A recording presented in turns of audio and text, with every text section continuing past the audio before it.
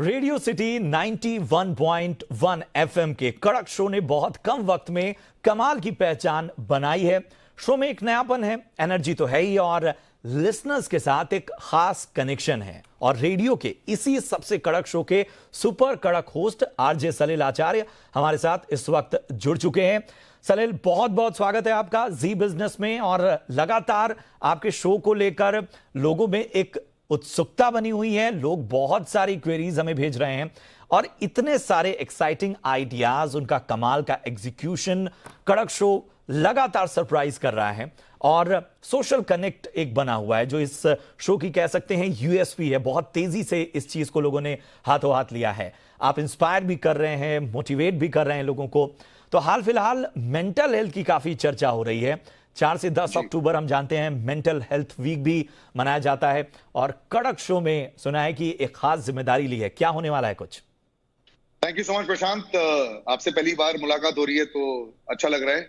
But mental health, I think ये pandemic के दौरान लोगों के बीच में काफी कुछ आ गया था कि slightly I am feeling down, हल्का सा एंजाइटी इक्वल टू डिप्रेशन हो जाता था।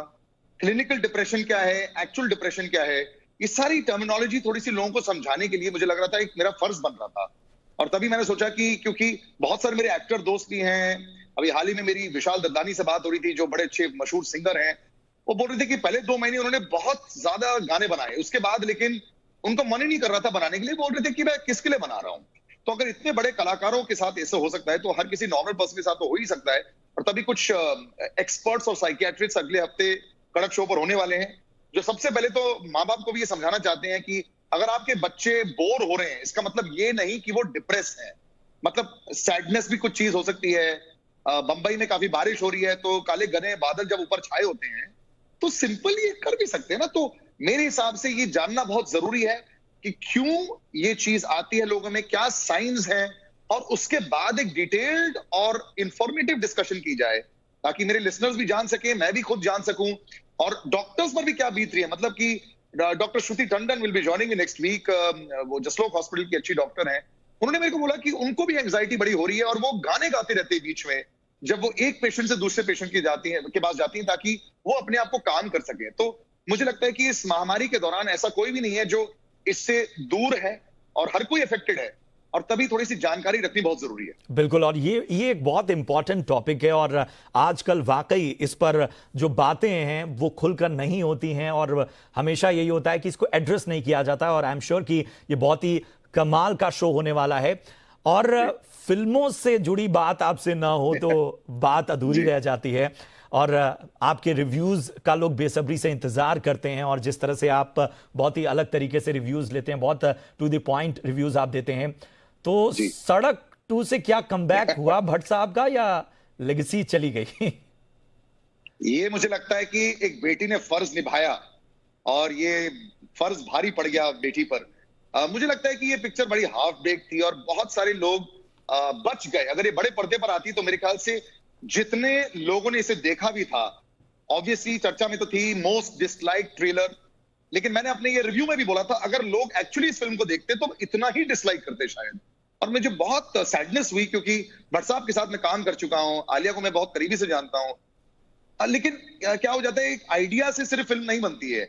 और आइडिया ये था कि सड़क पार्ट 1 से हम पार्ट 2 में ले जाएंगे, संजय दत्त साहब को भी ले आएंगे, लेकिन इसका इंपैक्ट और स्क्रिप्ट पर लेवल पर कुछ नहीं हुआ। और इसकी वजह से बहुत लोग नाराज हैं भट्ट साहब से, क्योंकि आलिया तो बहुत ही शानदार एक्ट्रेस हैं and I think she deserve better. और यहाँ पे ऑब्वियसली पिताजी को उन्होंने ज्यादा क्वेश्चन नहीं किया होगा।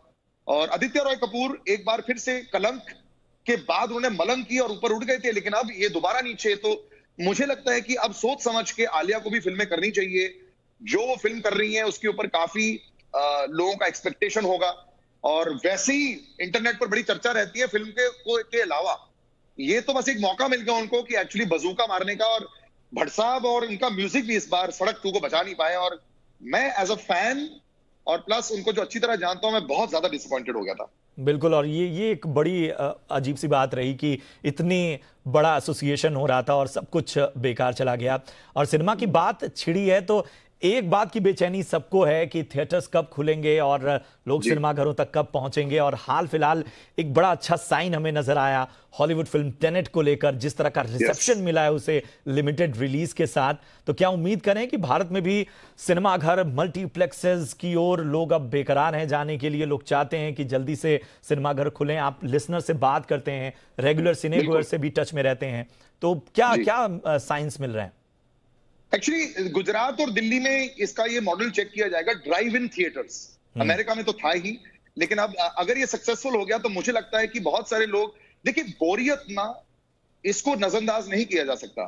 लोगों के पास कुछ करने के लिए है नहीं, तो अब एक तो क्रिकेट का सहारा है जो अभी चालू होने वाला है, दूसरा सिनेमाघरों, फ्राइडे सैटरडे और संडे, अब जो बाहर तो लोग जा नहीं रहे, तो मुझे लगता है कि इवेंचुअली तो सिनेमाघरों में लोग जाएंगे ही।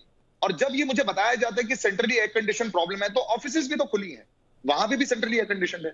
तो जिस तरह वहां पे सोशल डिस्टेंसिंग की जा सकती है, यहां पे भी इवेंचुअली करी जाएगी। लेकिन अगर दिल्ली और गुजरात के जो ड्राइव इन मॉडल चल गए, तो बहुत सारे थिएटर्स ऐसे हैं अपने आप को रीमॉडल भी करेंगे। लेकिन मुझे नहीं लगता कि महाराष्ट्र में जल्दबाजी की जाएगी थिएटर्स को खोलने के लिए। लेकिन जब भी अक्टूबर नवंबर जब भी खोलेंगे, अब काफी लोगों में थोड़ी सी समझ आ गई है। बेशक बहुत ज्यादा दबंगपना भी है, उनको ओवर कॉन्फिडेंस भी बहुत है, लेकिन हर कोई चाहता है कि थिएटर खुल जाए, क्योंकि यही एक जरिया है एक आम आदमी का एंटरटेनमेंट का। तो अगर वही खुलेगा नहीं, तो मुझे लगता है कि इससे जो मानसिक तनाव है वो और बढ़ जाएगा।